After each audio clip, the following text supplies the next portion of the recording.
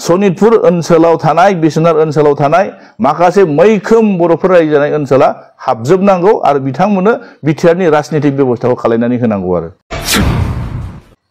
60टा गामिल'सो नङा जोंनिया जाहैदों मा जेसांनिखि सनितपुर डिस्ट्रिक्टआव थानाय बिश्वनाथ डिस्ट्रिक्टआव थानाय ओनसोल माने बर'फोर रायजो जानाय ओनसोला हाबसनजोबनांगौ दफाफोरखौ बिथांमोना इमप्लिमेन्टेसन खालामनांगौ बिथांमोना मावफुंनो हायाखैसो बे 60टाल' गामि हाबनायावनो बिथांमोना जेबायदि माने दल दामनानै एनाउन्स खालायलाबायदों बेजोंथ' बेल' नङामोन ना गिबियावनो आङो बे सनितपुर आरो बिश्वनाथ डिस्ट्रिक्ट 60टा गामि हाबनायखौ आङो बरायनानै लाग्रोबाय बिथांमोना जाहाथे फैबाय थानाय दिनाव बिटिसिनि सिङाव हाबनानै मोजां मोनसे राजनीतिक बेबस्थाखौ मोनथों आं बिनि थाखायनो बिथांमोननि बे 60टा गामिखौ बरायना लाबाय जोङो नुनो मोनदों थांनाय जुन मासनि 5 तारिखआव गभर्नरनि नटिफिकेशननि जुगिदि बे 60टा गामिखौ जों सोसननायखौ नुनो मोनदों अकल सनितपुराव 60टाल' नङामोन किन्तु दिनै 60टाल' गामि सोबाय आरो दरं पार्टनिफ्राय माखासे गामि सोदेरनानै टटेल गासै 81टा गामि सोसननाय जादों नंखायनो बे 81टा गामियाबो जोंनि उदालगुरि जिल्लानि सिङाव हाबसननायखौ जों नुनो मोनदों आरो बिथांमोना दिनै सोसनदों दा बाथ्राया जों बेखौसो बुंनांगोन जे जों नुनो मोनदों जे गासै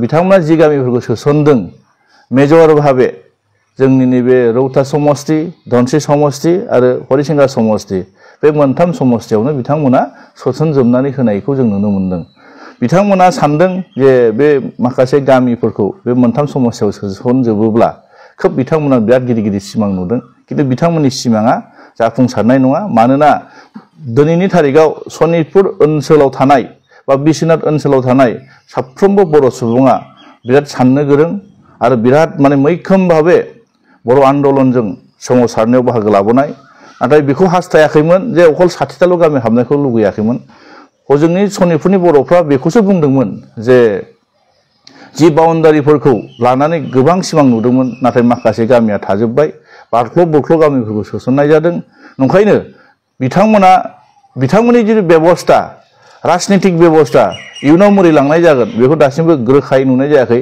जों हास्थायनाया बेसोमोन जे जितु सनितपुर माखासे 60टा गामिया जुदि बिटिआरनि सिङाव हाबबायब्ला अब्ला बिथांमोनखौ समस्तियै आलादा मानो खालायनानै होनो हादिया दा कुइसना बेसो दा नंखायनो जोङो बिथांमोननि उननि समफ्राव जुदि जोंनि बिथांमोननि बेबस्थाखौ जों खालायना होखानांगोन आरो फैबाय थानाय सेप्तेम्बर मासाव जितु बिसायख'थि जानो थांगासिनो दङ बेहाय बिटिसिआव बिपिएफ गभर्नमेन्ट फैनाया रोखाखा साफ्रोमबो बर' रायजो राजाफ्रा जेरैबायदि जोंखौ सन्मान होदों जेरैबायदि बजबनानै आरो जेरैबायदि गरायनानै लादों नंखायनो जोङो बुंनो नागिरदों जे सनितपुर आरो बिश्वनाथआव गोलैनाय रायजो राजाफ्रा फैबाय थानाय दिनाव साननो नाङा जोङो बिपिएफ सरकार फैयोब्ला बिथांमोननि बेबस्थाखौ मोजां रोखोमै जों खालायनानै होनाय जाखागोन आरो गोदानै जों मोनसे बिथांमोननो समष्टि दानायनि बेबस्थाखौ जोङो गभर्नमेन्टनिफ्राय स्ट्रंलि डिसिसन लानानै बे हाबाफारिखौ जों आवगायनो सानदों आरो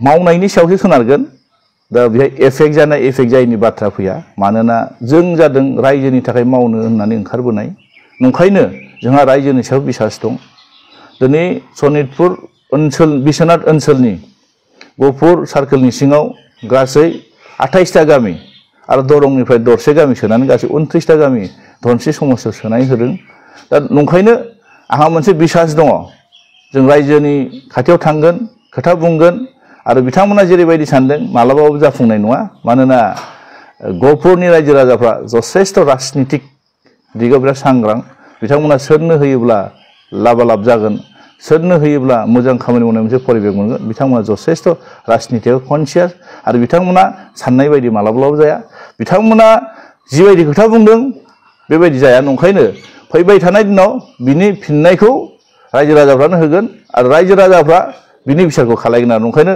कुनु जोंहा धनस्रि समष्टियाव जों बिपिएफ हिसाबै कुनु एफेक्ट जाया 100% जेरै दं एरैनो जागोन आरो जोंनि बर्डनि पारसेन्टआ बारायगोन आरो बिथांमोना जियानो बुङाथों मानो जियानो रंजायाथों मानो कुनु बे जाफुंसारा बिथांमोननि साननाया मालाबाबो मोगथां महर जाया थगायनानै खामानि मावनायाव मारैथो साक्सेस जानांगौ जाखो मालाबाथ' जायाना नंखायनो बिथांमोननि जिथु सिमां नुदों बे जानाय नङा।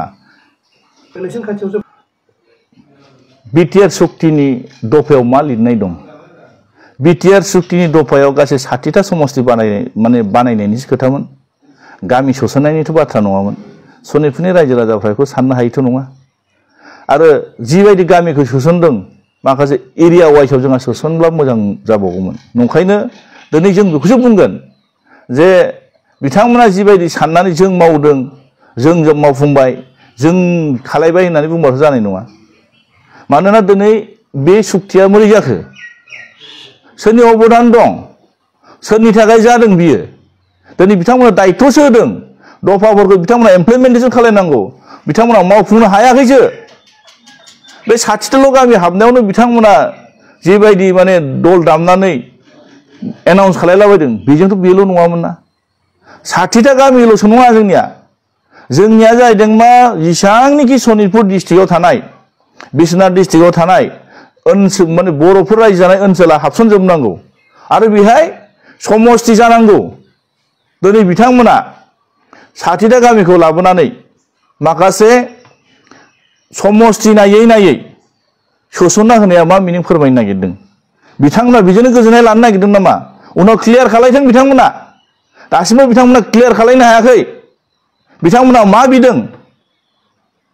नभेम्बर मासाव दुलाराय बर' फरायसा आफादनि दैदेननायाव बिथांमोना आशिष भुटानिनि जिथु मोनसे डिमान्ड होदों, बे डिमान्डआवथ' गासै 71ल'सो बिदोंमोन बिथांमोना।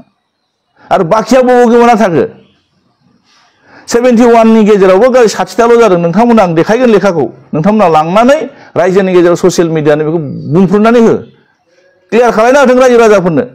हसाके बिथांमोना बे 60टा गामिखौल' सोनानै बेहायनो दोनगोन ना फैबाय थानाय दिनाव बे 60टा गामिनि अनगायै आरो सोसनगोन? बिथांमोना क्लियार खालायथों।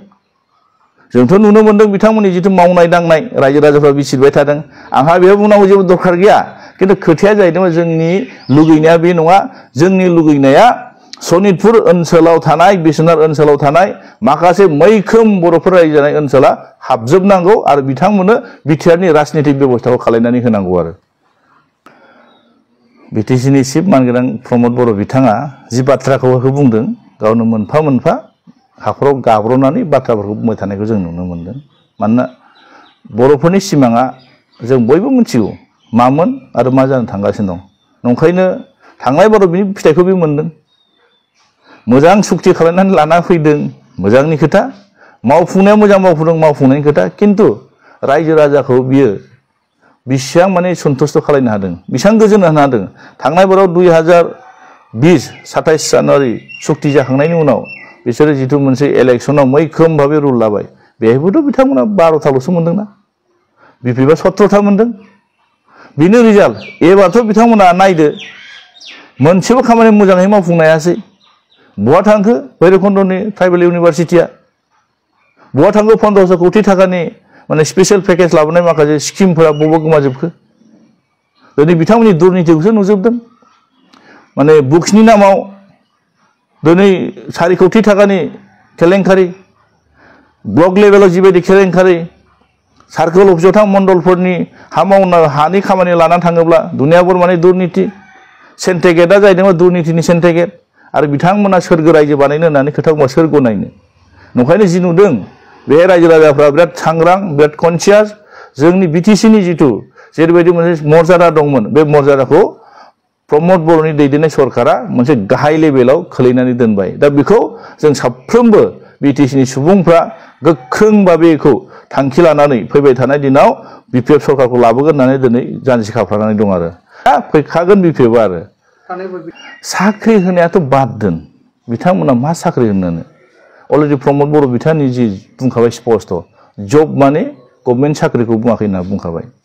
आरो बिथांमोना सारेन्डार जाखाबाय।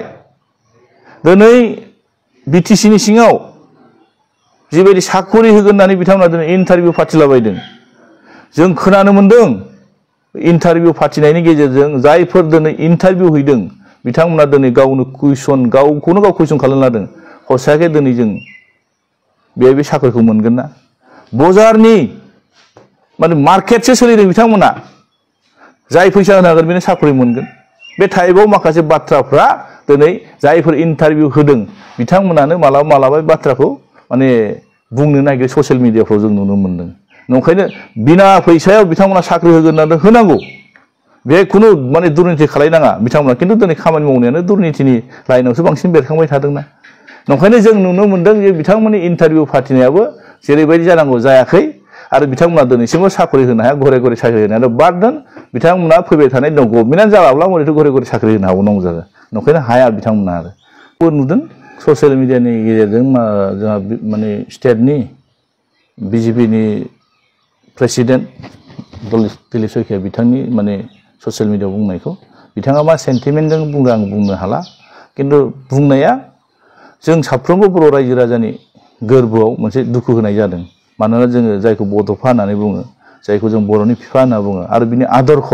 आरो बिनि नितिनि गेजेरजों जों दिनै बर'खौ बुहुमाव बर' हिसाबै थांना थानो थाखाय जों मोनसे माने बिनि सिमांखौनो मोगथाङाव जाफुंहोनो थाखाय जों बयबो माने आवगायदों नाथाय मा बाथ्रा जों बुंनो हाला बिनि फिननायखौ माने इउपिपिएलनि दैदेनगिरिफ्रासो मिथिगोन मानोना बिथांमोना एखे सरकार दादों एखे एलायन्स बिथांमोनजों एखे टेबोलाव जिरायो स्टेटआव एखे सेन्ट्रेलाव एखे बिथांमोना सरकार खुंबाय थादों बिटिसिआव एखे लेगे सरकार खुंबाय थादों दा नंखायनो माने बिथांमोनासो स्पष्ट बुंनो हागोन बेखौ बर' रायजो राजाफ्रा मोजां बिजिरगोन मानो बिदि जानो मोनखो मानो बुंनो मोनखो बे बाथ्रायाथ' माने बे बेरखांथावना नङामोन ओंखायनो दिनै बिथांमोननि दुरबलताखौ निस्सय नुदों ओंखायनो बे लाइनाव बिथांमोना बुंदों आरो स्पष्ट बुंखाबाय बिजेपिआ इउपिपिएलआ जुदि मोजां खामानि मावनो हादोंब्ला इउपिपिएलआ जुदि थिग थाक मावदोंब्ला दिनै 5 बोसोरावनो मानो बिथांमोना एलायन्सनिफ्राय बोखारजानो नागिरखो बिथांमोना मोजां मावाखै